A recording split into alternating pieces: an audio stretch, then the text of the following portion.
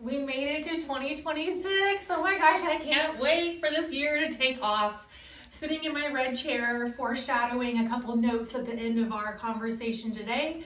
We're going to talk about a couple different charts.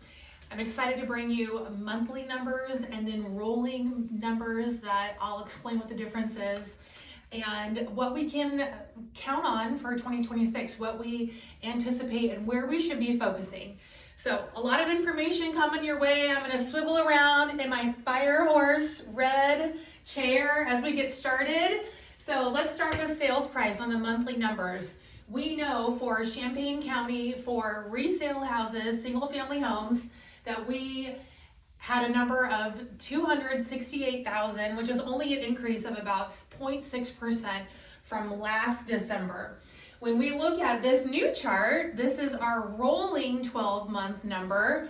We were actually up 5.2% for a sales price of just over 289,000. So what's the difference? When we think about monthly numbers versus rolling 12-month numbers, the monthly is December compared to December. The rolling is one full year of activity versus the full year before that. So we see the bigger picture. And what do we see? Less dramatic numbers, highs and lows. This is the seasonality, the monthly number. But when we look at overall trends, we're going to look at the rolling data. So this is a whole new look, a whole different chart. And I love your feedback on it because I think it gives a different message, one that's going to be better to predict an overall investment, which real estate, as you know, is a long-term investment. So, all right, moving on to homes available for sale.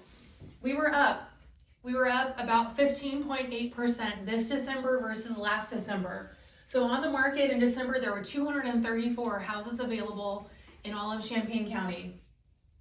When we look at the rolling charts, this one, we see a dramatic drop. This was coming out of COVID, and then we saw this flatness happen. This is a slower pace of sales, and why? Because interest rates started to climb. We got rid of those historic low interest rates, and we saw affordability start to go, or prices start to go up and affordability come down. Therefore, houses sat on the market longer, meaning more homes available for sale, and a pretty low number, and the increase this year was 7.3% when we compare the entire year versus 2024. So not dramatic. All right, and then when we look at closed sales, we were up 5.2% in December of this year versus 2024. We had 122 houses closed in the month of December. Now, the good news is that number keeps going up. When we get into January and February, those numbers start to climb. We've got to get past, actually I should back up. We need to get through January because those numbers are typically lower than December closings. Once we get past January, then we're going to see those numbers start to spike. When you look at that rolling number, we were down overall in our market about 4.4%. The total number of sales was 1,735 sales in all of Champaign County.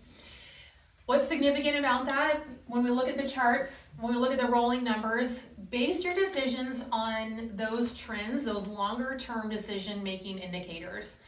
If we look at the monthly data, you're going to consider in the seasonality and pricing.